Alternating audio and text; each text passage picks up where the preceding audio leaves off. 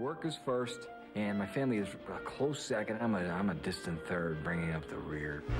By a miracle of modern science, I just need a little time for myself. Doug Kinney is about to get the one thing he needs more of.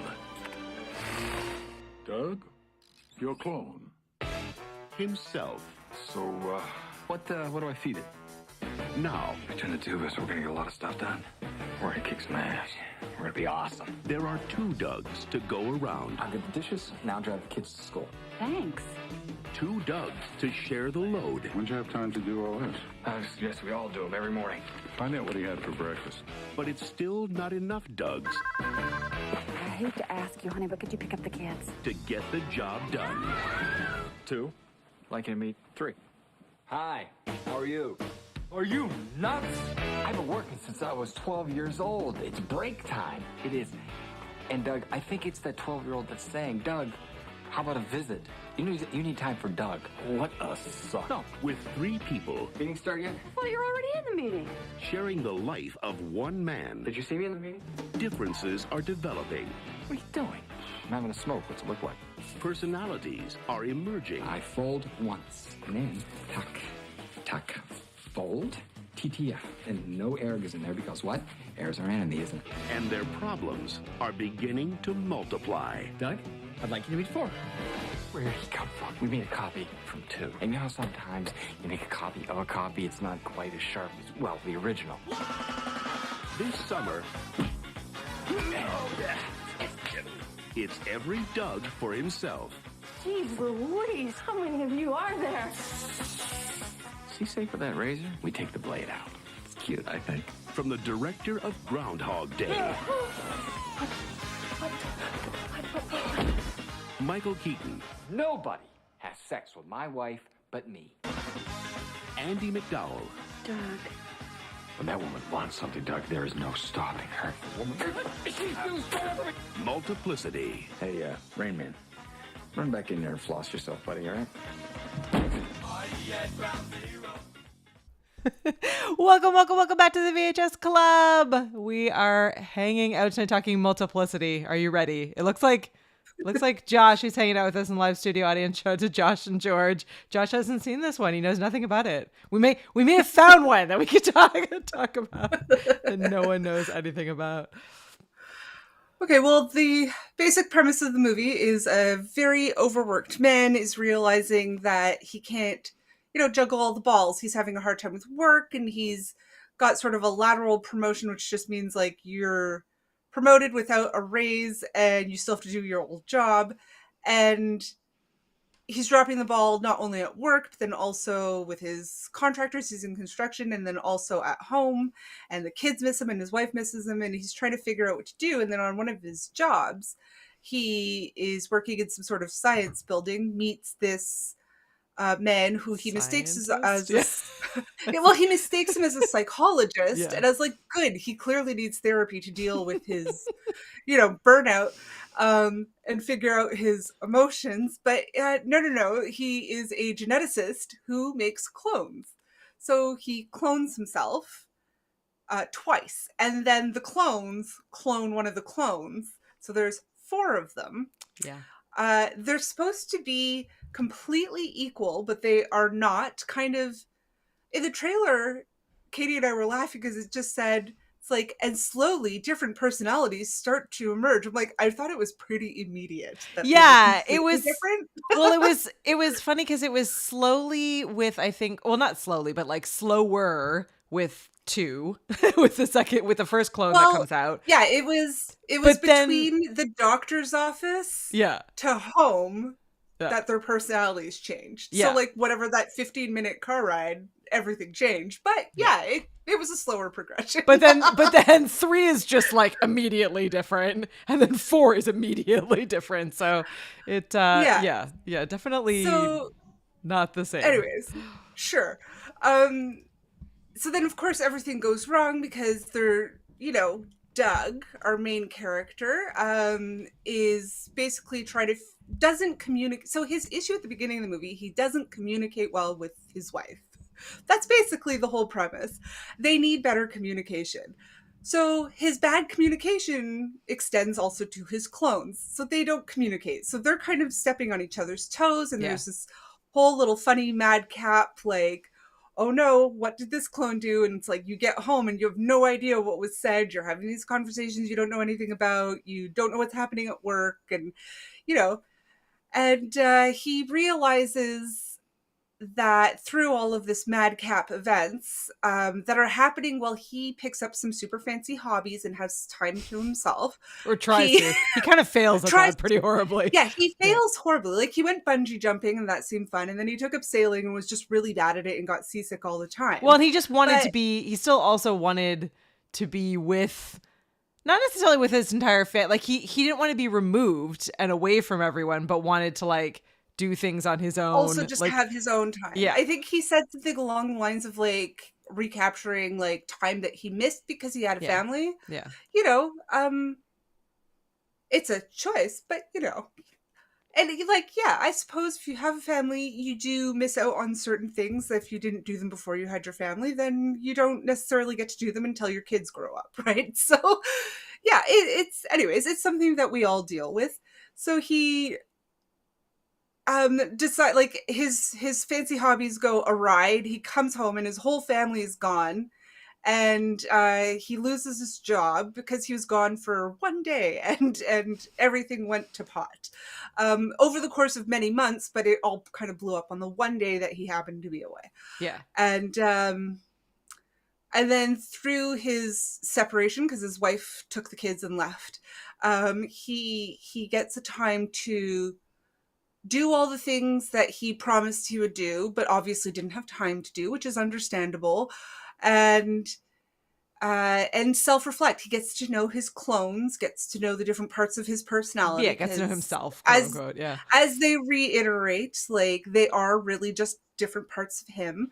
So he gets in touch with his emotions, and he has time to analyze them, and then he goes and gets his family back. And that's the premise. That's the movie. Yeah. So obviously I have a ton of questions. Let's go through all of my questions. So many questions. So where did they get the money?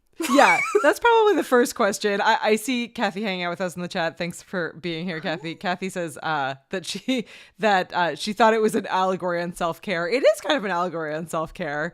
I think so. Nat and I have very different perspectives on this. So and it might just be a number of different things. But I felt it's funny when I first started rewatching this. So this is one of these movies where I watched this a lot. I want to say I was in my like early teens. I watched this a ton. Early teens. I own the DVD we did watch it all still. The time.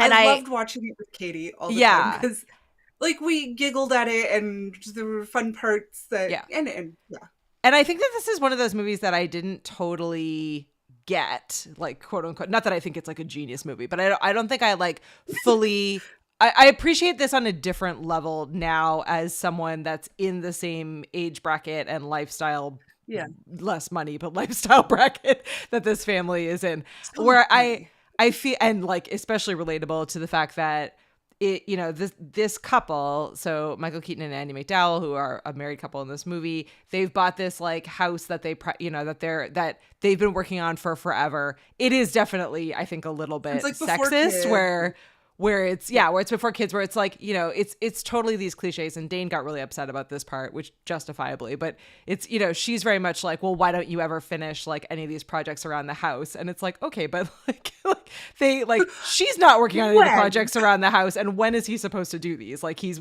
like desperately tried to work this job in construction, and like if you're out working in construction, like as we know, because you know Dane basically rebuilt our entire house, the last house we were in, like there aren't enough hours in the day, which is why this kind of movie is totally an interesting thing to look at. That point. I also really disliked how the character Lori, his wife, Laura said, Laura, I thought it was Lori. I think it's Laura, but I could be wrong. Whatever. Andie MacDowell. So, who was the very it girl at the time. So I remember thinking, I'm like, wow, she doesn't really have much of a part in this, even though she's the lead actor in like a whole bunch of things, like before this movie came out. But regardless, she's always lovely. The one thing I really disliked was she's like, well, all the divorce dads were there. And I'm like, wait, you're threatening? Like, that is so passive aggressive. I just like that. I was like, and that's where I was like, they need communication. Yeah, I will say, like, you sort of go, I don't know if you felt this way, but I sort of went back and forth with the characters. Like, I feel like this movie actually did a decent job of, given the time. So this came out in the mid 90s. So let's put it in context for a minute. Put it in context. Given the time, like they are both bad at communicating. Like she is feeling levels of resentment because she's had to give up her job to raise the kids and be at home, which is relatable to many women out there. And he's off every single day, and the things that she needs for him to pull through on, he is like barely pulling through on. And, you know, and like there's this scene at the very beginning where he comes home and it's like late, the hot water tank is broken. And like if you look at it for a second from his perspective, he has just gotten home. He's had a long, fairly awful day. He's like barely holding on at work. And she's like, you know, the second he gets in, it's not like, hey, how are you? Like she's already not talking to him. And the second that, you know, she says anything, it's like, are you going to fix the hot water tank? And he's like, I just got home. And her response is like, okay, no bath. Yeah. He's too tired to eat. So like they're both like on the edge. This is at the very beginning of the movie. Yeah. And this is where I was sympathetic with him. Yeah. They're both on the edge, but then I was like, I get it. Like, they do flip back and forth. So like then there are moments. So like you said, at the beginning, I'm sort of like, oh man, I see, like I've been on both sides of that coin. So like I can see like his perspective. Like I have worked jobs where I've come home late at night and, you know, and Dane's been home all day doing all of the things at home. And like, I know how it feels on both sides of that, where you just want to pass the ball, but the other person you're passing the ball to is equally burned out. So like I get that. But then there are later points in the movie where he like has already started the cloning process, where he now there's two of him. So now there's one person working full time and nailing it at his job, and he then has to pick up what she's been doing the entire time. And like she's now gone off and gotten a job back, and the house is a disaster. He can't hack it a day. He can't hack it a day. And then he's like, you need to take this back, and she's like, absolutely not. And it flips back around, and it's like it's sort of this feeling where you're like, okay, well, like he's now ahead of the game, but then also still can't keep up with all of it. He very much regrets, like he wants to. And it's funny because a lot of people, I just read this stat, I think from the CDC, that was saying how during lockdown, one of the reasons that we don't, at least in Canada, we don't offer a lot of remote work, but a reason a lot of men don't like remote work is because they realize they hate being at home because it means shared responsibility. And it's just, they're not used to it. They're not... Anyways, whatever.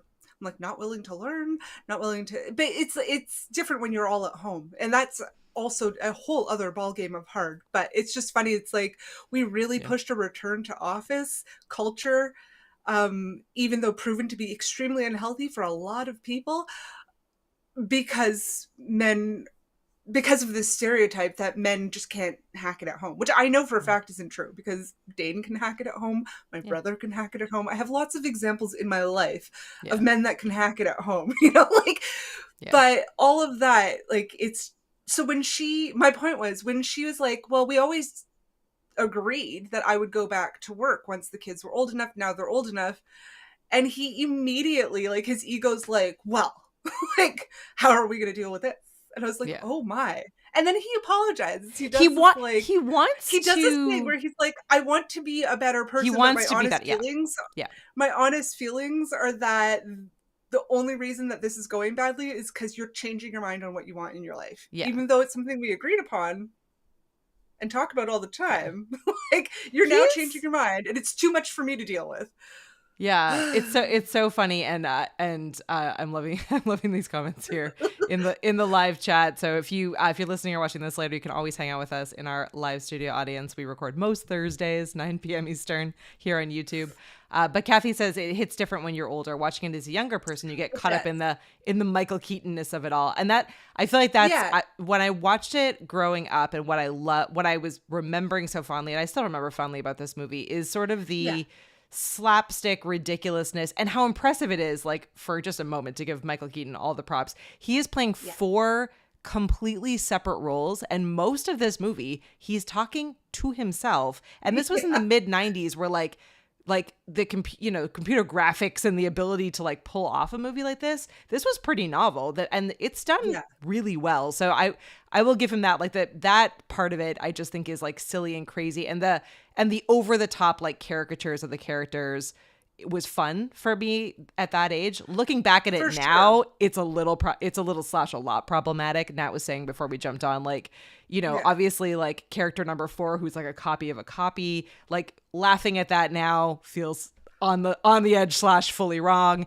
There's he number is my 2 favorite character, by the way, though. He's definitely number 4, who keeps calling Doug Steve. Yeah. He's my favorite. I'm like, he's living his best life. Yeah. I love Steve. Like, he's very and I will say he is that, like, all kind of like, it's obviously the movie is poking fun at disabilities, which is completely inappropriate. Yeah, very. But I will say that he is in some ways like a little bit of a sage character. Like, so number 4, the copy of a copy, he is the one that kind of saves the day at the very end, because he's the only one that actually listens and pays attention, and then is able to echo that back to actual Doug, to character number 1 in this. It's the only way. Yeah.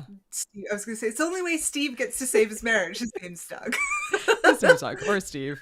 Yeah. I think he has one other different name he calls him in the I do love that. And then I do love when number 2 calls him Douglas. I just think the whole thing is absolutely amazing. But so here are a few of my questions. We've now dived a little deep. But so my first question is, like, so I was trying to think about this seriously, which I know is not something you should do when you're watching like a comedy from the 90s. But so my first serious question was like, who actually would clone themselves? So like, who would actually do that? Like, would anyone actually do that? Like, it seems like a great idea, especially when you're stressed. Barbra Streisand might. Yeah, I guess. I mean, she cloned her dog. But then too, she's cloned people. Like, she's cloned family members, like, canine family members. Yeah. But I'm like, she might clone herself. But who is going to do that when you've like randomly met someone walking up to you on a job site? Like, that man is like one step away from like magical wizard, like, appears and disappears, and you're like, oh wait, that was a ghost.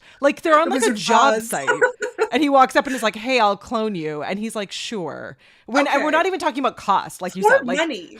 Like, there's talking about cost. Because they do imply, oh well, it's not that expensive, which implies that it's very expensive. Yeah. So you're like, right. And then they do it many times. Like, I'm like, how? And it's funny because also at the beginning we see that they're struggling a bit with money, which is kind of why she wants to go back to work, because he's overworking himself. Yeah, they just want to find some balance. For his family, which I get. I am a chronic overworker. I totally get it. I get that he was definitely past burnout. Like, he probably burnt out 3 years ago and was still going. Like, get it. So she wants to go back to work, and his big plan is like, no, stay home. I'll just clone myself. Like, Yeah, exactly. Exactly. Which might have been more funny if he had just told her that he was going to clone himself. May have been a much more funny movie. But yeah, so I had a lot of questions about that. Like, what are the costs? What are the implications? Why is it this easy? There's like no paperwork. There's no waiting. Like, that feels very red flag to me all the way through. But then I feel like this doctor just got him not to sign some NDAs and is doing some human participant research when he didn't quite have the all clear for it. Like, there was no FDA approval, you know? Like, so like, it's super sketch. It's so sketch. And then I do love the identification system is that they just put a number 2 behind the clone's ear. That was gold. Tattoo his ear. Solid gold. Just a number 2. I'm like, I love this. And then here are the other questions that I had as we go through the movie. So let me know if you also had these questions.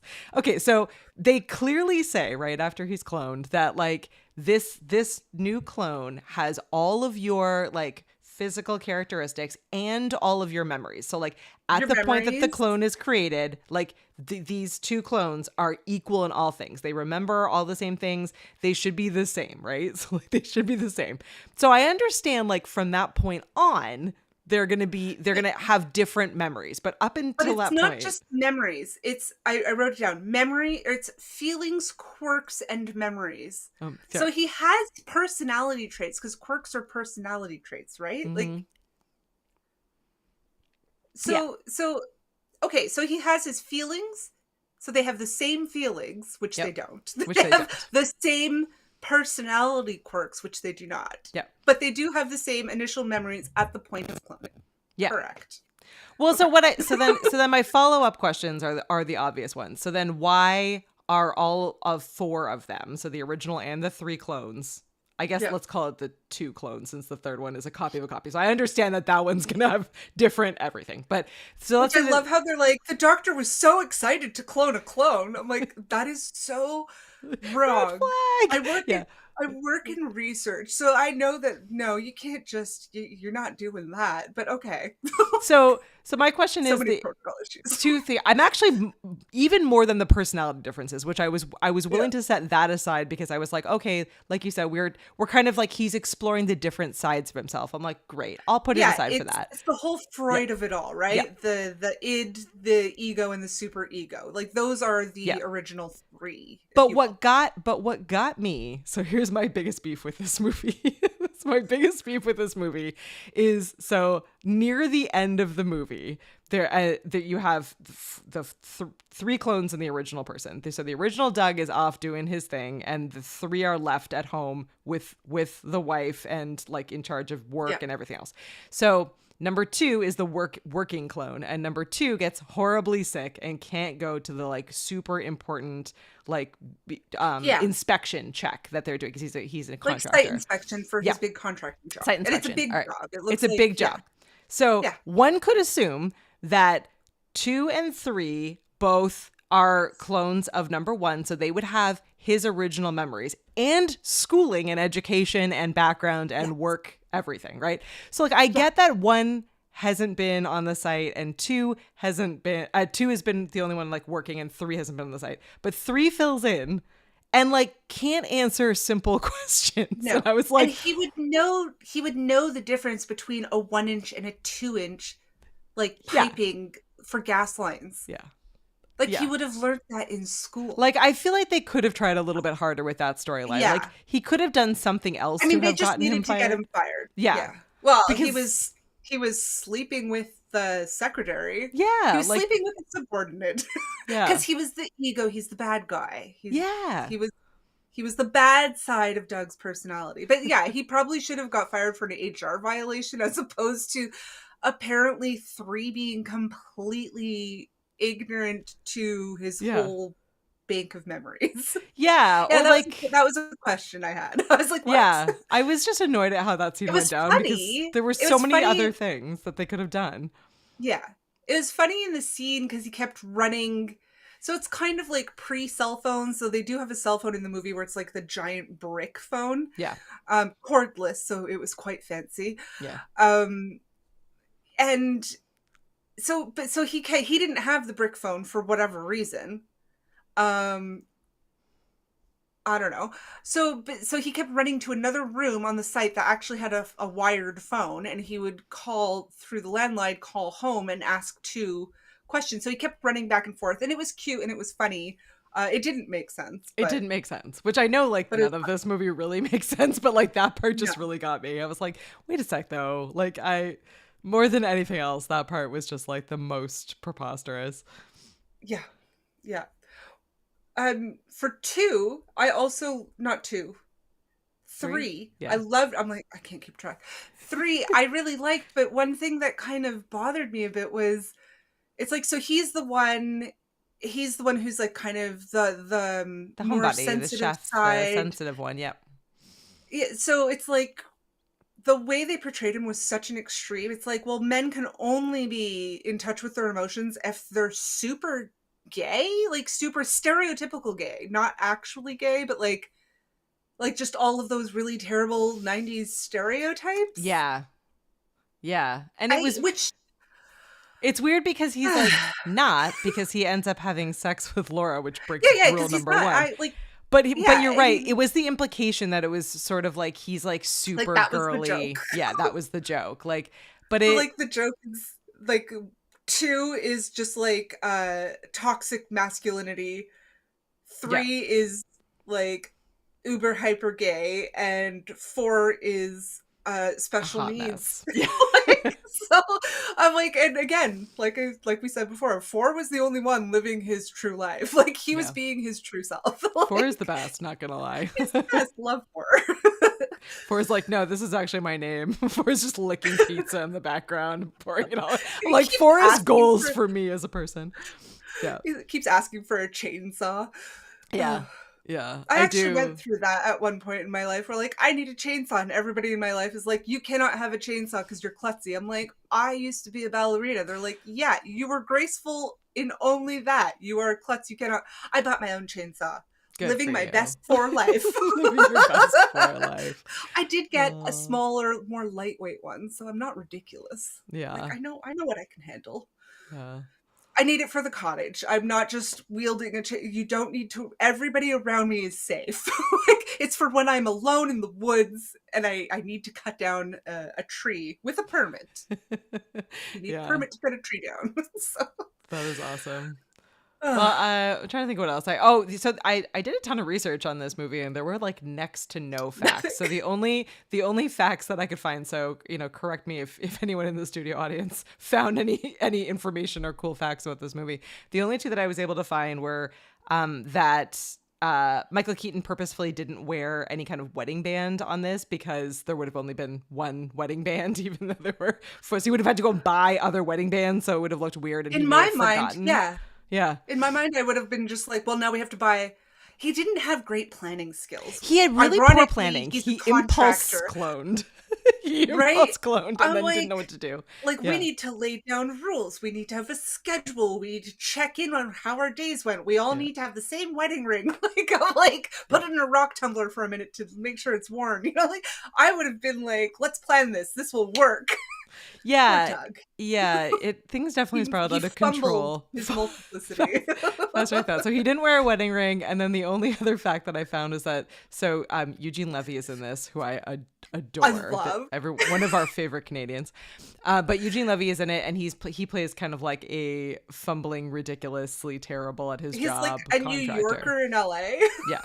He's a New Yorker in LA. He's like useless. He's late all the time. He's like, everyone kind of lets it slide because he's got lots of kids and obligations, and they just want to be able to help him out. Well, I mean, he says so. We don't know, but his business, if you caught it, so he's like he's a cement guy, so he's got like he's an independent contractor working for these larger companies, and his business is called Dependable. I think it's like Dependable Contracting or something like that.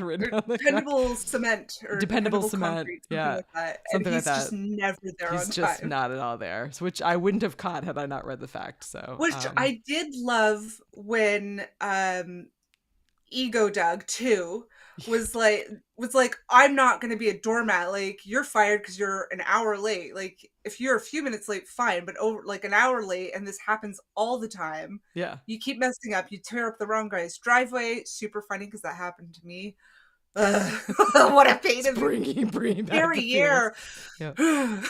But so it's like he messes up constantly, but because, you know, he does always show up in the end, and he does always, you know, like get the work done, and apparently has like 36 kids to feed because he got married 7 times. Yeah. But, you know, so it's like, yeah, he's funny. I did like his little bit about his like, what time is it? And he's like, oh, it's like 5:30 in New York, so it's what, 2:30 in LA, and don't check my math on that, guys. I'm just trying to remember the quote from the movie, not do actual math.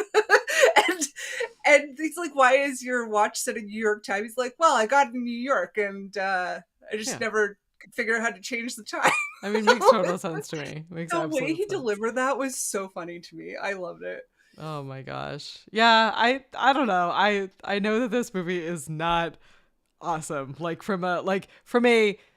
this is one of these like nostalgic movies where I could probably still watch this movie another, 45 or 50 times and still find it enjoyable. And I think the mass majority of it is just that Michael Keaton is awesome in it. Like not really to belittle good. any of the other actors because they were all great, but they weren't really in it. But they weren't really in it. Yeah, it's really like it. Yeah, I think it's absolutely. But I wanted to pull this in. I see Dane here hanging out in the chat. Dane walked in, and then like as all of the like arguing was happening in the beginning of the movie, he was like, "Why do you watch these movies?" Like he does not believe in movies that are too close to home or too close to home or too like it just like Dane makes him and I are feel on the same sad. Right, yeah. Dane, you get me, because and you'll see it in my notes when I eventually post them on our website. At the beginning, I'm like, the classic 90s comedy where the guy is just trying to survive. Yeah. And everything is going to go tats up. Like, he's going to get jumped on. Like, because that's funny. It's funny when people struggle. I'm like, is it because I grew up in like a lower middle class that this was never funny to me?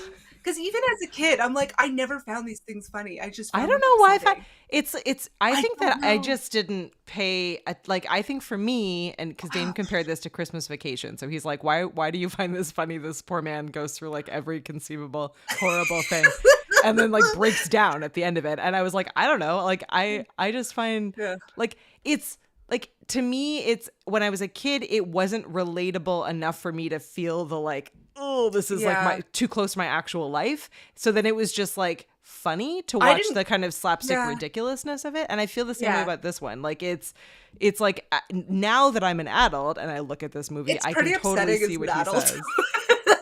But no, I just don't like, and it's funny because we do that. A lot of Ben Stiller comedies are like that, and Owen Wilson comedies where it's like the main character, it's like it's funny because everything's going wrong no matter how sincerely this person tries. Like, mind you, I don't feel that Doug sincerely tries to make things right because he just decides to find an easy way to make things right. But yeah, he kind of, so we should talk a little bit about that. I totally agree with you. Like, aside from my enjoying the sort of like slapstick silliness of this movie and this grouping of movies that are in the same vein, I agree with you that I think like he cops out. So initially he's like he finds this easy out and he's like, yeah, all in. He makes no plan, and when it goes bad, he just doubles down. Yeah, he's just like, oh no, 2 clones isn't working, let's add another one.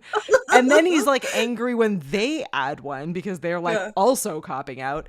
And then even at the very end, like when his wife leaves and like everything has gone horribly wrong and the clones have like they've had sex with his wife, they've like he's now been fired from his job, like it's way worse than it was before, and like he sort of tries to solve it, but he kind of fails to understand like the larger problem. Like, and it's typical to Dane walked in again at the very end and was just like, he was like, because at the very end of the movie, as you said, like he doesn't even admit to his wife that he's lost his job. Like his whole answer is like, he's like, I think I'm going to open my own contracting business. And Dane was like, that's not easier. Like that's like way more That's what I said. Yeah. Dane, you got me.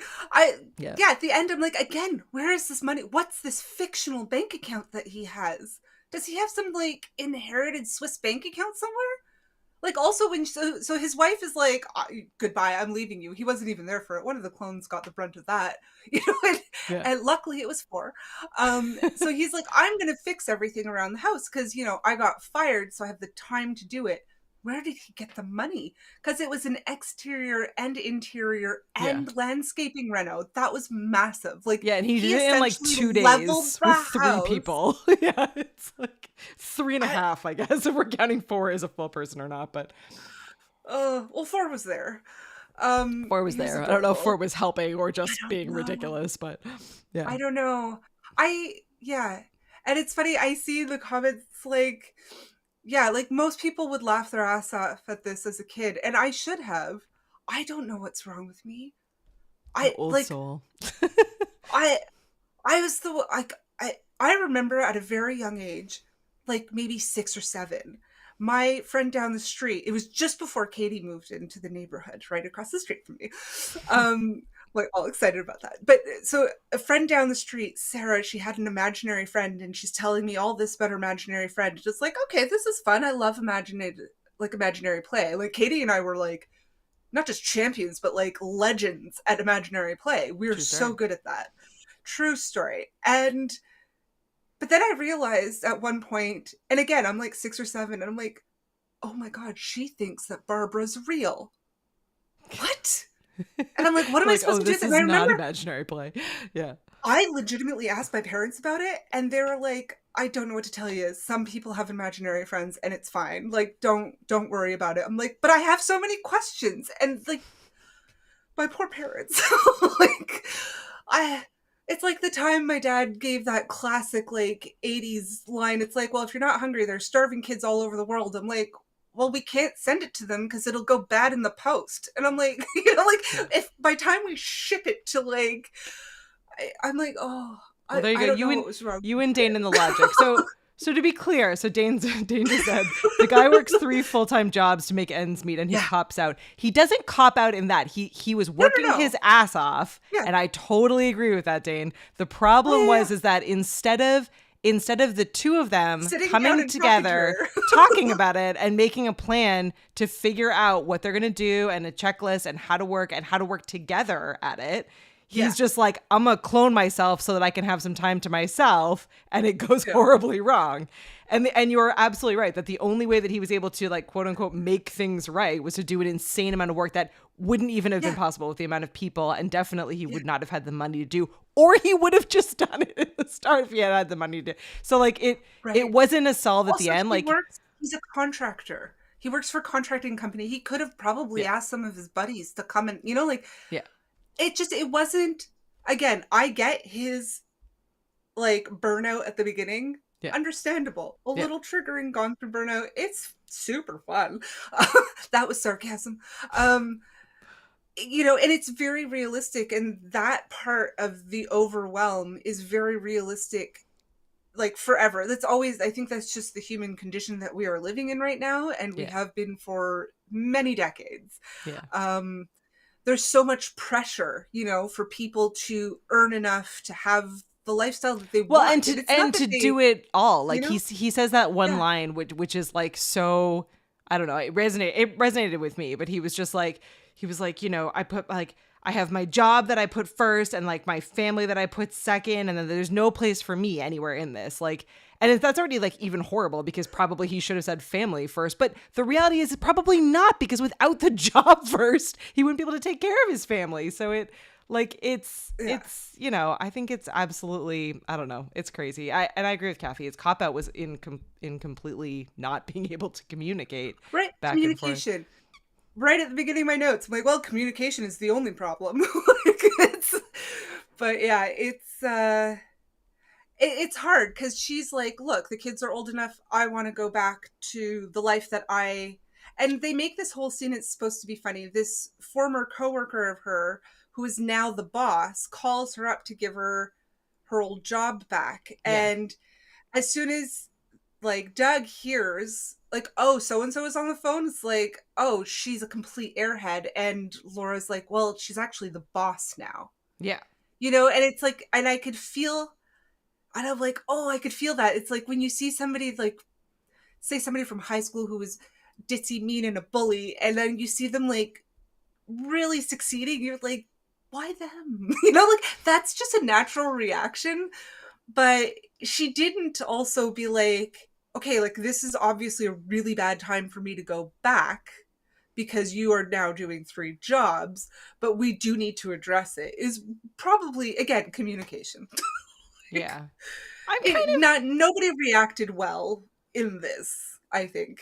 Yeah. I a little bit agree with you, Dane, that she didn't really help out. Like, she could see that he was completely beside him. She didn't really do a great job in communicating either. Like, both of them were sort of in their own worlds of like somewhat like selfishly, like both feeling beside themselves, both wanting to have their own time and space and not having any idea how to get there, which again, like, I think is relatable. I've felt that way myself. Where it's, you want to check all of the boxes, but there are definitely periods of time, and especially when the kids are really little, where it is like there's, you have to be in like all these different places, you have to be doing all these different things, and it is like also the most important time in your career if you have a job, and it's like, and you're trying to balance out all these other things and with family stuff. Yeah, family stuff and friend stuff, and trying to like figure out whether or We not to buy a house or fix up a house, or like, they also have no friends. We don't even talk about their personal life in this movie. They don't have a personal life. Like there's no date nights. There's no like, and then when he does go away for his one day where he's like, I'm out, like he totally escapes. She ends up sleeping with all of the clones, which I mean, like that was his fault. Like, she doesn't know any better. Yeah. So, like, I don't really blame her for that. But what was my point? The thought out of my head. They have no personal life at all. Yeah. It implies it was the first time that they probably were intimate in a very long time. Yeah. Which I get because they're both exhausted and overwhelmed. But yeah, I get. But then also it's like, but then she has sex 3 times in one night. I'm like, like after the kids went to bed and they had sex in a while. I'm like, I don't think I believe that, but sure, that's fine. Yeah, I love that they had the female character be like, oh, again, when he gets his 3rd erection, I would just be like, yeah, tapped out, bitch. Like, no, no, we don't need to, but you get it, right? You know what I'm saying? Like, oh, I'm like, that was a lot. But kind of funny. I was like, well, deserved. Like, she deserved it, he deserved it, different things. But so I remember in rewatching this, I'm like shocked at the end of like, oh, so he didn't just have some like, he didn't fall and get hit in the head at a construction site at the beginning of the movie, and this was all a dream that he wakes up from. Like, this isn't brain trauma. These guys just all go off, like these 3 clones go off into the world in a vintage car, which is another one of my questions. Yeah, where did this vintage car sitting in the garage? Okay, which I get, a car being worked on in a garage and a vintage car. It's just it's a project of love. It's something you're going to do for the rest of your life, whether you drive it or not. Like it's just something to do. It's a hobby. So the car is fixed up, and so if I come home as Laura and be like, hey, where's the car? Because, it takes up a lot of space in the garage and it's suddenly gone. Oh, like, we got some money for it? Like, my reaction would be like, what are we going to do for it? Probably, granted. No, see, I would be like, vacation. Like that romantic vacation that you talked about earlier.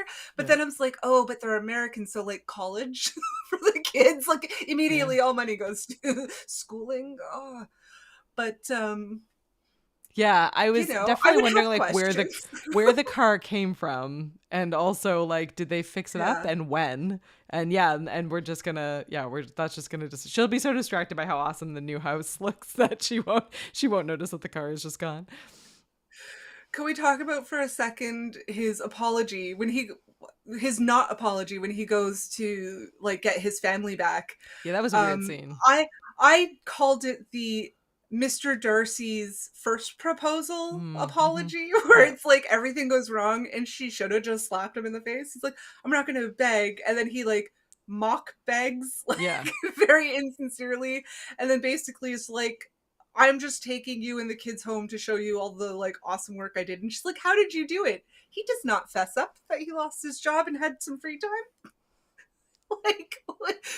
like this is because I was like, oh, this is the last ditch. Like he's gonna be like, I have fully grown and learnt from this experience and from my clones, and I've become a better person. This is the moment. Didn't happen. Maybe it was bad edit. Maybe it was editing. Maybe it was a bad edit. Yeah, because you're right. It is like it's meant, I think, to be like funny, but it just comes across it's not. It's obnoxious. The whole thing is obnoxious. Yeah. I found it didn't translate well into this particular point in time where we're at right now. Overall, because it does put a lot of blame on the wife for like, because basically his big apology at the end, his big I'm gonna win my family back, so I keep saying apology, it was not, there was no sorry. I went back and watched it 3 times, sorry was never said.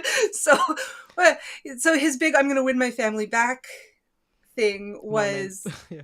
We know that the problem was you change your mind a lot, sweetie, and really, if you didn't change your mind so much, things wouldn't have got so chaotic. So let's just start over. I got a big surprise for you. What? I, like, personally, I would have been like, no. But, I mean, maybe that works for some people. Yeah, I have a pretty terrible memory, so it's possible that I just didn't, but I don't know. I didn't take it that way. I think he tries to apologize and then jokes it off, which is obnoxious, and I would have found obnoxious. And then he's just like, just coming. The joke is that it was all her fault. I don't know. I don't think he doesn't really. He literally said, well, we know the problem was that really you've been changing your mind a lot, and that makes things very confusing and very difficult to keep a handle on. I guess I just don't remember that.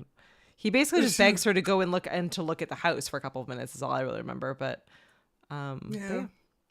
I do have to admit, I have dated more than one narcissist before, so I did pick up on some very classic, what we call boys will be boys. Not just behaviors, but words that are used. So, fair.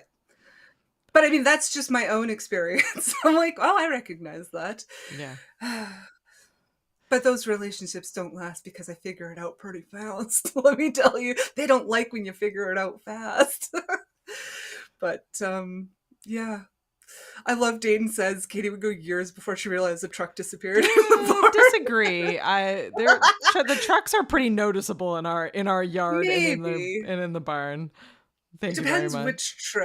It depends which truck and season. I know I'm not overly observant, but I do also take the garbage out a lot. I have to walk right by the truck to get to it, so disagree on that whole front.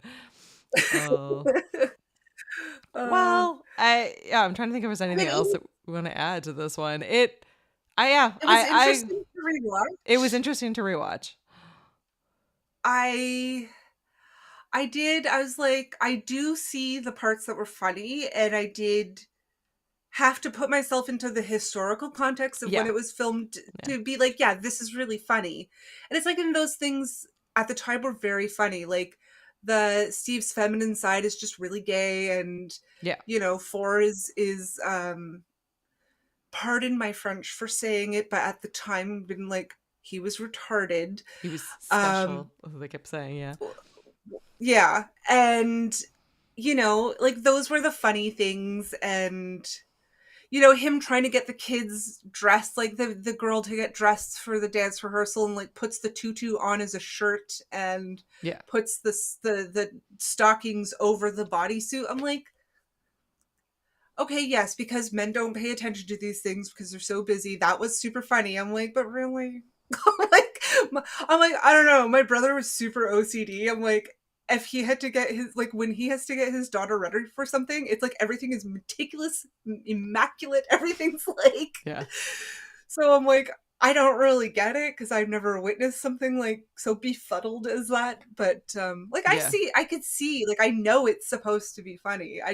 It's all like cliches of stereotypes. So it's like I agree with you. I think it was funny in the context where that was a stereotype, and now that we're adults and I don't know. You just said the same with your brother, but like I definitely don't know many men in my life who would have those kinds of moments. Like, it looks like it's a moment like where you're like, oh, that's funny. Yeah. Like, ha ha ha, he can't get his kids dressed, but like that would not happen in my house. So it just, like, I'm like, to be honest, I know for a fact that Dane is like the best at plaiting, like at braiding hair, like in the world. I don't bother with any of that. So yeah, it might be me chasing the kids down, trying to do that. I'm like, the stereotypes don't fit, but yeah, Kathy said some of the jokes don't age well. Yeah, I think that was the hardest part with this rewatch is like, I can recognize, especially as a child, what I would have thought was funny, but I just don't appreciate it as much now. Yeah. So. Yeah. Yeah, but I'm also an adult now, and it's a very different time. Yeah. So. This is a good question. So Kathy asked, are there any movies from the early mid 90s that did age well? Yeah, we've definitely reviewed a few of them. I mean, off the top of Batman. my That was the 80s. Batman, late 80s.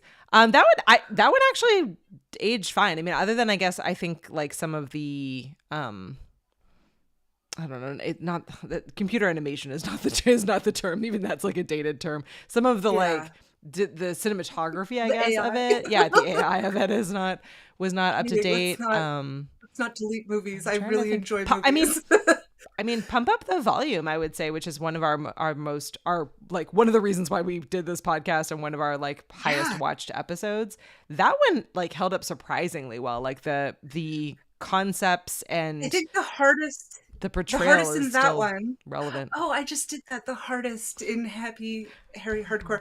I didn't mean to, but the hardest things that didn't translate in Pump Up the Volume is there's a lot of pop culture references. Yeah. That unless you look it up, you're not going to know. Like, if you didn't live in the 90s, like, are you even going to know who Beastie Boys are? Like, I hope so. Come on, kids. Google things. Yeah, definitely. But I'm trying to think. Beaches probably ages well. We're not watching that one though. Sorry, everyone. No, we're not, because I can't. I don't think I could physically cry that much. Nope. Because I will. It is so sad. Like, I cry just thinking about it, and I think the last time I saw it was more than 20 years ago. No, I don't even want to. I don't even want to think about it. I got so super funny.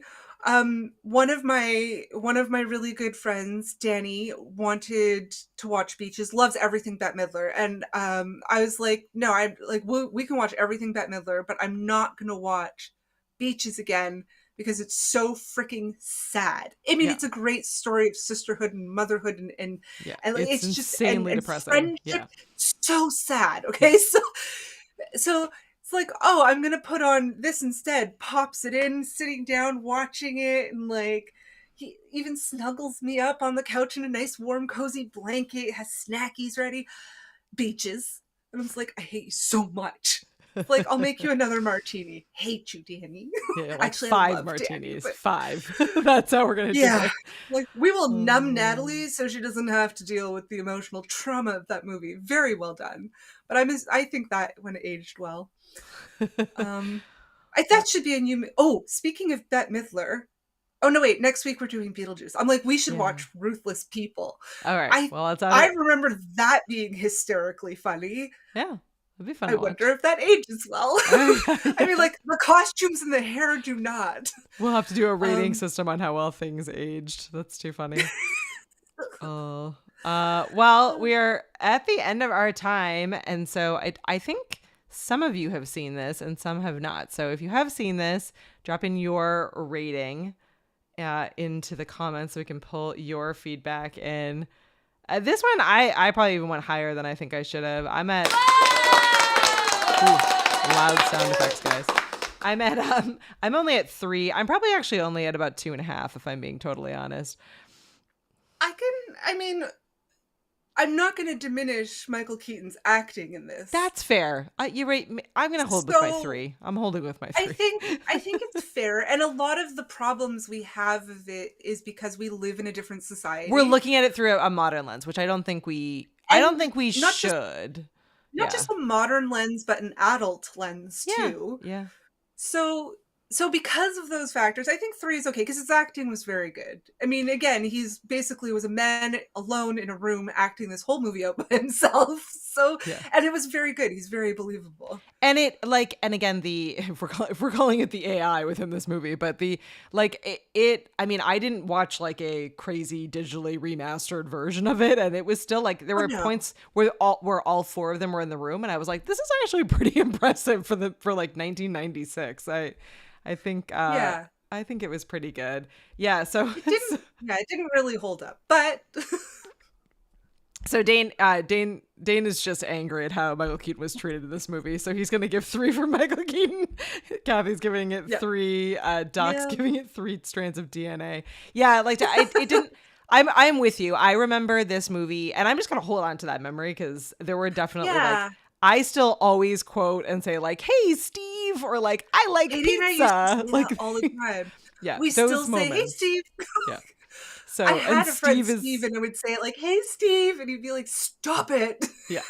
So those moments, I think are like I will hold on to, and I think again, Michael Keaton did a fantastic job in this. So I think it was a good one. It definitely didn't hold up as well, but we needed some to round it off. We were starting to only have 5 potato rated movies, and that was getting embarrassing for a movie review show. So here we are balancing it out. Did we not give Robin of Locksley the made-for-TV Hallmark movie with Devon Sawa, like 5 potatoes? No, I think we loved it. It was terrible, but we still loved it. Dan didn't like this one. He gave this one 2 smelly porta potties. Okay, that was funny. Yeah, that was very like that. What was that show with the skaters? They were in a magazine, and then they had a reality Jackass. I'm like, wow, I went through the whole history.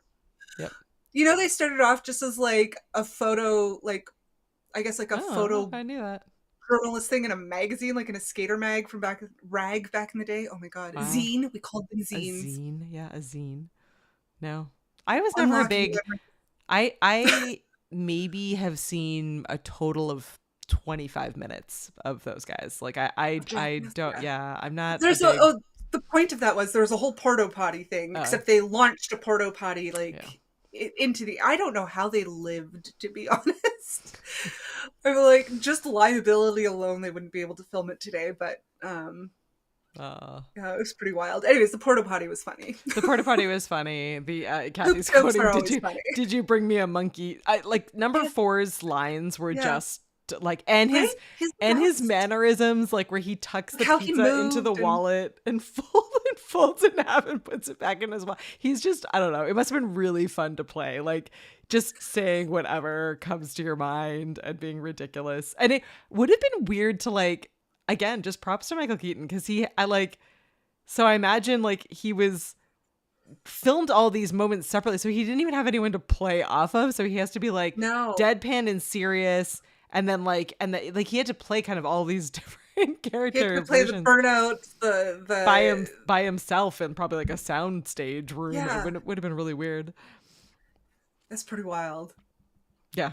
Yeah, crazy. Yeah. So Michael Keaton did a good job. Andie MacDowell was there, poor thing, and Bill Murray's brother was in this as Walt. Yes, I didn't even know Bill Murray had a brother at until first recently. I thought it was Bill Murray. I was like, "Is that Bill Murray? Why does he look so different? Is he blonde?" And then I'm like, "Oh no, that's his brother." He's he was Cusack. also What's her name? Anne Cusack was in it. Yeah, Anne Cusack was in it. She is by like I guess conventional standards, like the prettiest, like of the Cusacks. She's my least favorite. Successful. She was not quirky, and that didn't work for a Cusack apparently. Yeah. I mean, she's fine. Yeah. She's a solid actress, but yeah, she was in it. Yeah, nothing wrong with her acting. so there you go, Dane. That's what pulls these 2 movies together, because Bill Murray's brother, whose name I can't remember, something Doyle Murray. Yeah. But Bill Murray's brother was the like rich, obnoxious guy in Christmas Vacation that they kidnap, and then he plays the rich, obnoxious sailor guy in this one. So he's got a theme. Actually, he's friendly. Let's call him the rich, friendly sailing guy in this one. But it was amazing. Brian Doyle Murray. Brian Doyle He has Murray. a lot of siblings. 1, 2, 3, 4. Yeah, 5, that was the only fact and I more. found. Yeah. There's 6 and more. No. 7, 8, 9, 10. There's like 10 siblings. Do you think that all the siblings are just like annoyed at how famous Bill Murray is? They're like, damn it, I'm more than From a just... quick Google search, I feel like several of them look rather recluse. So I don't. Yeah, it's just a weird family. I'm into it. Gives like old money vibes.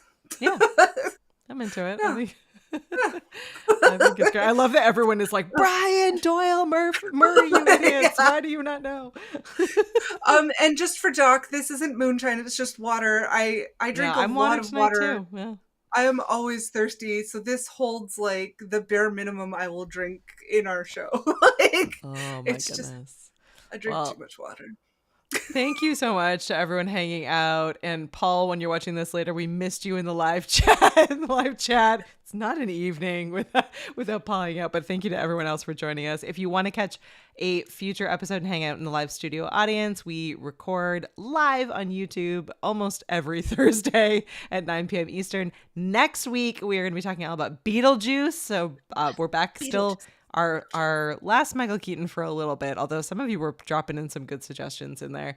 And then after that, sky's the limit. We'll be back to we probably should reference our list again at some point because we have like hundreds on the list. So maybe we'll go back added to the list. I'm like, have we detracted from the list even at all? Especially since I've added. I'm like, no, I feel like the last this one.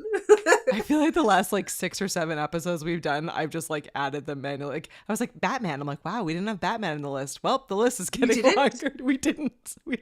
We had no Batman. We didn't have Christmas Vacation on the list. We didn't have Multiplicity. We didn't have Batman Returns on the list. Did we have Batman Returns on the list, but we not had Batman? no Batman on the list. It was an oversight. Yeah, Josh is pumped for Beetlejuice. Me too. I'm like, so let's see, audience. Is Beetlejuice gonna hold up to the test of time? The ravages of 90s to now. Yeah, this is. Will Beetlejuice hold up? This was a question that I got. So Dan was making fun of me for being on all the podcasts this week, which I was. But the one of the podcast questions I got yesterday was asking about the new Mean Girls. So they're making a wow, the word just slipped out of my head. They are updating Mean Girls. So it's a different cast, but it's the same story as the original. So it's like the originals are in it. It's a reboot. That's the word I'm missing. I was like, it's a thing. It's not it's a reboot. A sequel. No, it's not a sequel. It's not a continuation. They're remaking the exact same movie with different actors. But the same actors, some of the same actors are in it. Only like 2. Tina Fey and who is the other SNL? Yeah. Tina Fey and the other SNL guy. What's his name? But I said as my answer that I was like, well, that's really stupid. Like, I would love it if they I love when they make musicals or theater adaptations of movies. I'm there. Tim Meadows. Tim Meadows. Yeah. He did that sketch that, oh my God, wasn't it one of your favorite sketches where, with the animals? Yes. With Tim Meadows? Tim Meadows is great. So he's so I feel like I'm in it for when movies get made into like theater productions or musicals. I'm there for that. And I'm usually even in it to at least check out a prequel or a sequel, but a straight reboot, that's just going to annoy the crap out of me. Like that movie just doesn't need to be remade. It exists. Like, why are we remade? Like, especially with the same actors. Currently on Broadway. Yes, it's currently on Broadway. It's very strange. So I'm looking forward to the fact that Beetlejuice is not doing that. Beetlejuice is taking. Aren't they? They're taking some of the same actors, and it is a sequel. Oh, it's a sequel. Yes. Okay, that's fine. If it's not, then like the same. Like the same verse as us Marvel people say, if it's in the same verse. Like or if it's like a continuation, or if it's like if it's a deeper dive on like one of the characters, I'm in for it. And I love that for the Beetlejuice one, like Winona Ryder is in it, but she's playing the mom. I'm Cool. I'm for in. it. I'm in. I'm in it. I'm in for it. It may Pull be up your horrible, but I'm still bootstraps, there. dude. Let's go. We're ready. I'm going to relive it as I promised. I'm going to go up and find all of my Beetlejuice cards so that we can like go through them and be really geeky together. And yeah, I think it's gonna be great. I looked for the Batman cards. Oh. I can't find them. I found a whole bunch of other stuff I was You lied looking about for. the Batman cards. I hear you. Okay. They are somewhere, but as Katie can Sure. attest to, I would never know where they are. I checked the Sure. usual spots that I feel like they would be in. They're not there. I checked the logical spots. They're not there. So I don't know. I don't know where they are. The Batman cards and the New Kids on the Block cards are missing. And I'm wondering, I'm like, did I do like a big cleanup one time? Because I do that very rarely, as Katie dislikes, which I get because I dislike it too. But I'm not good at purging, and Katie helps me when she's here. She's my strength. But did I purge those? Like, I feel like I'll just keep a few of the little like iconic ones. But like, did I just? But then ditch you that should whole... still have a few of the iconic ones then. But where did I put those? In I some don't album know. somewhere? I have books and albums in every room of my house. Like, I don't know where it could be. Well, you So, have from now until maybe August I'll to find find the them. New Kids cards. The rest can... But yeah, we can't go to the New Kids concert Yeah. without the New Kids cards. That's going to be really upsetting. Yes. All right. Well, Beetlejuice next week, everyone. So dust off your VCRs, grab your VHS copy of Beetlejuice or streaming services if that's what you're going to do. But rewatch it and let us know what you think. And then we can all watch the new one together and then we can critique back and forth between old and new. We're always going to like the original better. I mean, let's just be real. But maybe the new one will be okay enough that we'll be excited by it. I accept okay enough. I accept okay enough. Well, thanks for hanging out. This was a fun one. Thanks for putting up with my multiplicity night. And we'll see you guys back again next week. Thanks, Matt.